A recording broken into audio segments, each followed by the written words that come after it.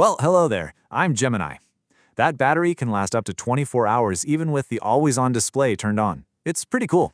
Hey, I'm Manu Sharma, and today I want to share a reflection with you, something I've been thinking about a lot.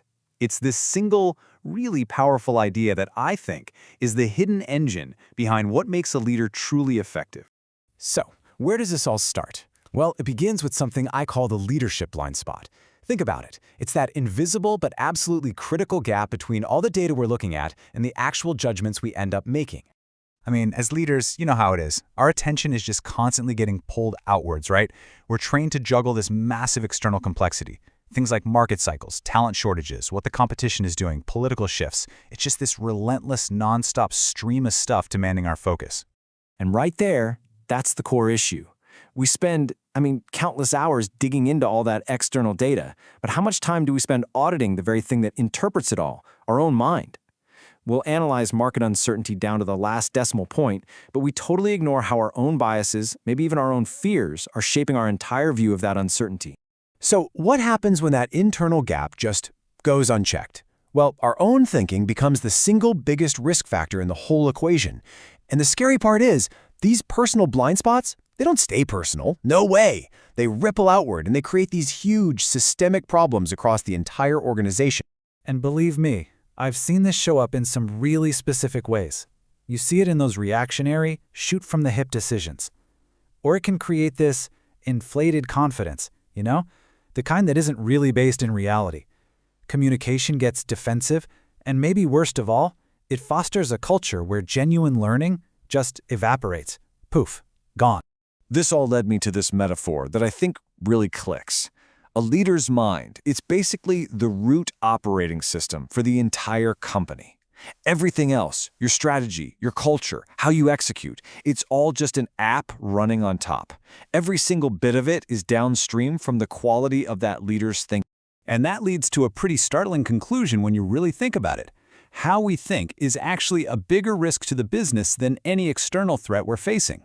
Our own internal filter becomes more critical than the external signal itself. Let that sink in for a second. Okay, so how in the world do we manage a risk like that? Well, the solution, the real answer, lies in building a discipline of awareness. There's a name for this practice. It's called metacognition. So what is metacognition?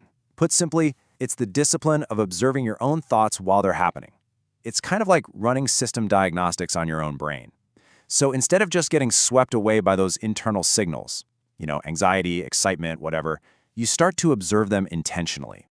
And we have to be really clear about this. This is not self-help in that fluffy, soft skill kind of way. No, this is performance architecture. From a strategic point of view, it's a core component of building a more resilient, more effective leadership system from the ground up. So how does this work in the real world? In practice, it creates what I like to call a pause loop. So a stimulus hits you, a nasty email, a sudden market shift, and instead of that knee-jerk reaction, metacognition inserts a little space, a processing space. And that little gap is everything. It allows for a conscious, deliberate decision, not just an impulsive. Think about it. We obsess over our dashboards, right? Tracking every KPI, every metric. But the most important dashboard, it isn't on a screen. It's internal. And we can actually build this internal dashboard by learning to ask ourselves a specific set of diagnostic questions. Okay, first question. It sounds simple, but it's incredibly powerful.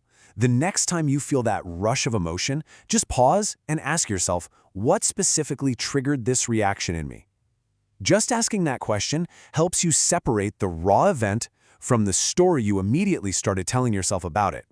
All right, next up, you gotta identify the feeling itself. Ask, what emotion is influencing my interpretation right now? Is it fear, annoyance, maybe even overexcitement? Seriously, just putting a name to the emotion loosens its grip on you. It lets you see how it's, coloring the facts. Okay, now we dig a layer deeper. This one's about our own personal stories. You ask, what narrative from my past is shaping how I see the risk right here, right now? We all have these default narratives, built from past experiences, and if we don't look at them, they can totally derail our future strategy. And finally, this one's maybe the toughest one of all. You have to ask, is my ego attached to this? Is there some part of me that's pushing just to be right, to get validated, instead of pushing for what's actually true, for real clarity? And let's be super clear here. Asking these questions isn't some psychological indulgence. They are essential risk controls, period. Because mismanaged emotion on the inside leads directly to misaligned strategy on the outside. It's that simple. So what happens when this kind of internal audit becomes a habit? Well, the result isn't just, feeling a bit calmer. It's a real, tangible performance advantage. We're talking clear operational benefits. I've seen it boil down to 3 huge benefits. First, your decision quality just goes way up because you're actually separating emotion from the evidence. Second, you build so much trust with your team because they see you responding thoughtfully instead of just reacting. And third, the whole organization starts to learn faster because a culture of examination starts to win out over a culture of ego protection. Ultimately, when you put all this together, this practice enables a really profound shift. It helps create a completely new narrative for what it even means to be a leader today. We get to move away from that old, outdated model of a leader who has to project absolute certainty all the time. The never let them see you sweat idea. And instead, we embrace a new model, a leader whose real strength comes from their commitment to just continuous examination. If you want a simple way to think about it, it's this. Awareness is the quality control mechanism for your own thinking. That's it. It's the process that ensures the assumptions driving your entire strategy are actually sound. And so the whole story of leadership just fundamentally changes. It moves away from the immense pressure of I know and into the power and the humility of I am examining. And from everything I've seen, that simple shift, that's where true sustainable performance really begins.